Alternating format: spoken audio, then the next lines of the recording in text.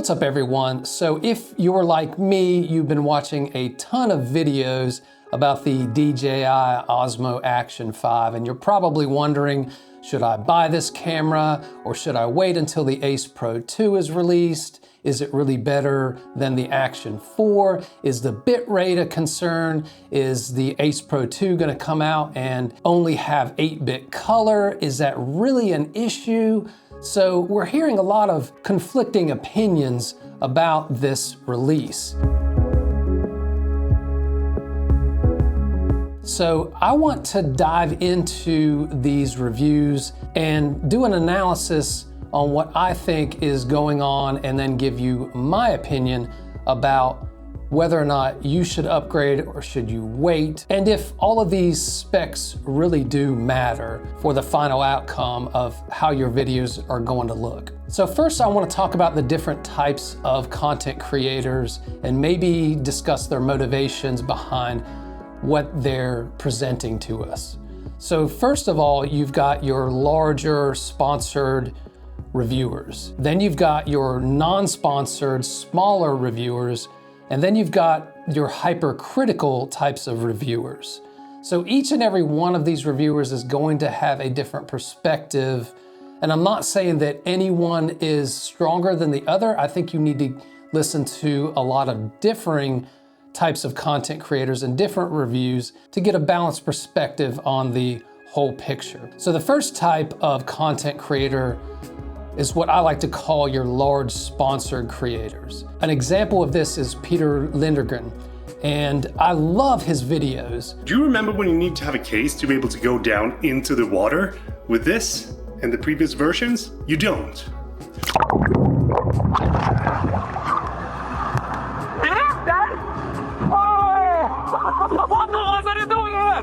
But we have to think about the fact that he's often sponsored and he's given a job to do. So his job is to showcase the camera in the best possible scenarios. But he still has an audience to maintain, so he doesn't want to notice something and not bring that up. But he presents it in a way that's more like constructive criticism, at least on his sponsored videos. So these types of content creators are like, when they do sponsored videos, they're 80% indebted to their sponsors or to the vendors that pay them.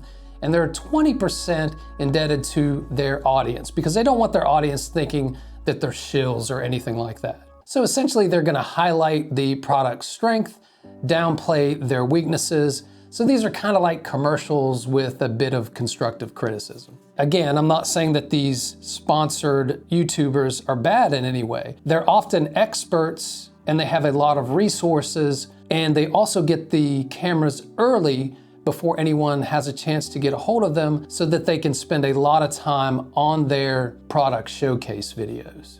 In addition, they've got really good skills at editing, and if they do pick up on something, they can showcase it, zoom in, and point to exactly what they're seeing in the video, like Peter Lindgren did when he showcased that maybe the bitrate was an issue in comparison to the Action 4. Now we move on to the next type of content creator, the smaller, non-sponsored content creators like myself. Photo Rabs is another one. I highly suggest you check out his channel, and has also pointed out a lot of things that you should think about before you make a purchase. So by the end of this video, you're gonna see yourself whether it's worth the upgrade from this Action 4 to this DJI Action 5 Pro, or maybe from a GoPro to this camera, or even from the Insta360 Ace Pro, this one, to the Action 5 Pro. Another content creator is James Loxton, and he flew to Disney World from London, I believe, and he showcased the Action 5 in a real world type of shooting environment. My video for Disney World, I ended up shooting it on my cell phone. It's a very difficult place to shoot video at because you've got your harsh sunlight,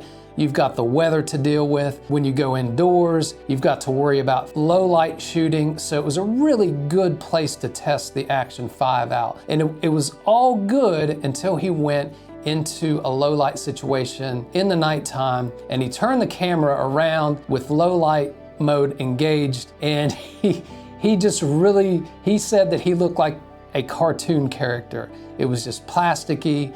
So from now on in, I'm going to put it in super night mode. So this is it in normal video mode, and this is it in super night mode. How's it looking?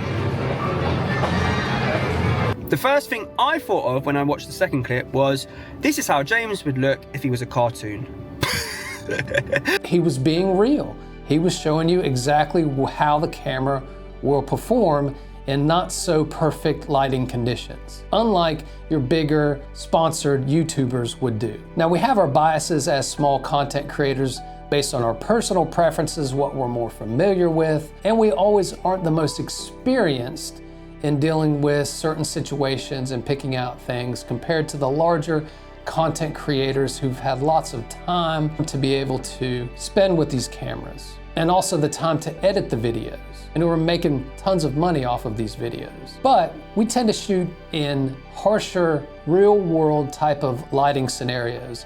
For example, you'll see from my previous videos, I've done a lot of shooting in the woods, or the forest, as Tamara Gabriel likes to put it. And she pointed out that she's gotten emails for sponsorships where they specifically state, do not take the camera into the forest. So even though I'm filming in the forest, I did decide to show you what the footage looks like when you use the low light video modes on the Ace Pro and the Action 5. So I thought that was kind of interesting when I heard that, because going into the woods for me is like shooting in a scenario. If the camera's gonna perform well there, with the sunlight hitting you and going in and out of the trees, you've got harsh lighting, and then you've got shadowy lighting. If the camera performs well in that scenario, it's gonna perform well in just about any scenario. This is S-Log3 on the A6700, but I am in aperture mode.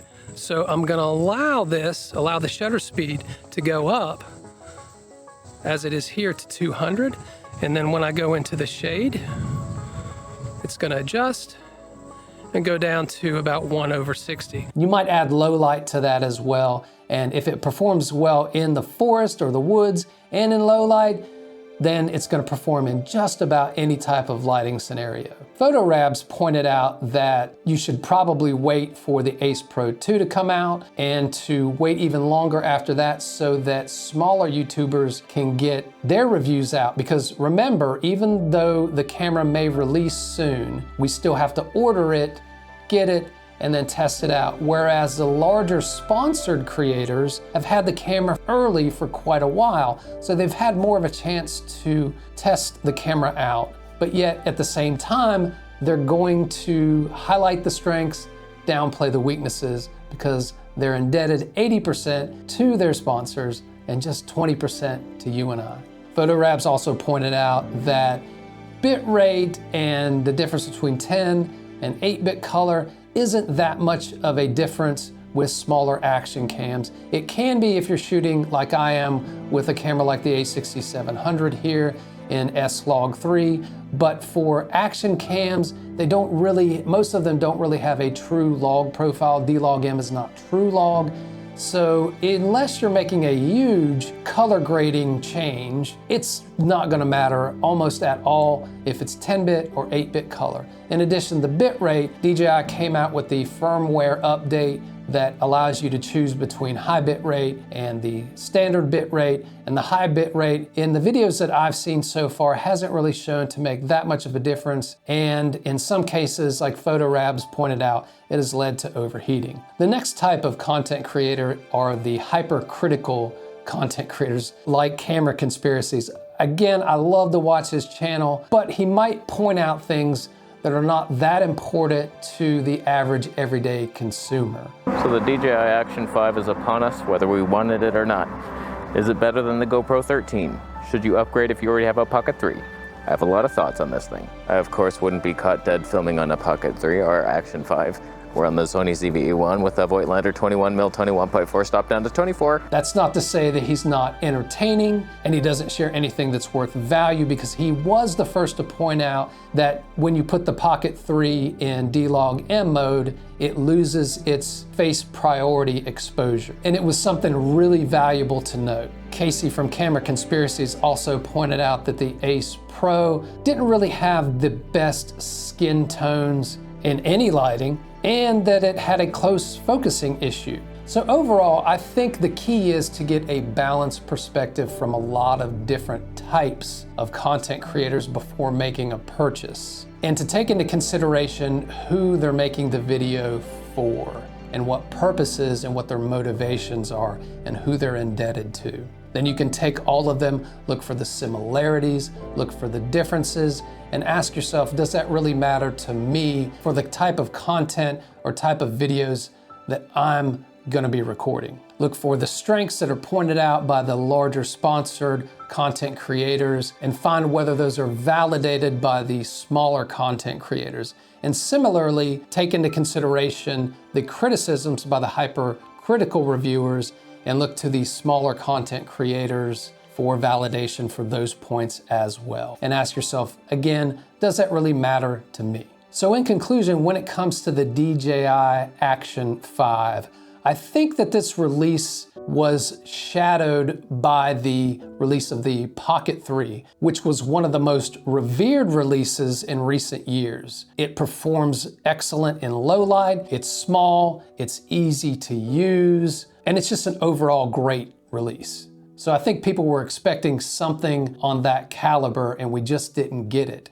That's not saying that the Action 5 isn't a good release, but it's not that level of a release. I also remember seeing the first videos when the Ace Pro was released and thinking to myself, my goodness, I think this thing might just be as good as the Pocket 3 in low light, which turns out those were just my initial impressions based on the sponsored reviewers, not really validated so much by the smaller content creators and the more critical ones. However, it was a phenomenal release as far as low light. Before that, you basically, when the evening came and you had action cam, you might as well just turn the thing off because you're not gonna get usable footage. And for the Ace Pro, when it came out with its pure video, it was actually usable. Not great, but at least usable. And that was pretty much a breakthrough if you get right down to it. And the DJI is trying to at least match that right now. But then they've got the Ace Pro 2 coming out. So what is the Ace Pro 2 gonna have? By the time I release this video, it's either coming soon or it's already been released. So to sum it up, I think everyone should wait who hasn't made a purchase yet and wait for the Ace Pro 2 to come out. And I'll probably buy one and test it out and see how it performs in comparison to my GoPro Hero 10. So if you're not yet subscribed and you want to see more of that type of content from a small, non-sponsored content creator like myself, be sure to subscribe and don't forget to like this video because it really helps my channel out. And hopefully we'll see you soon. Bye for now.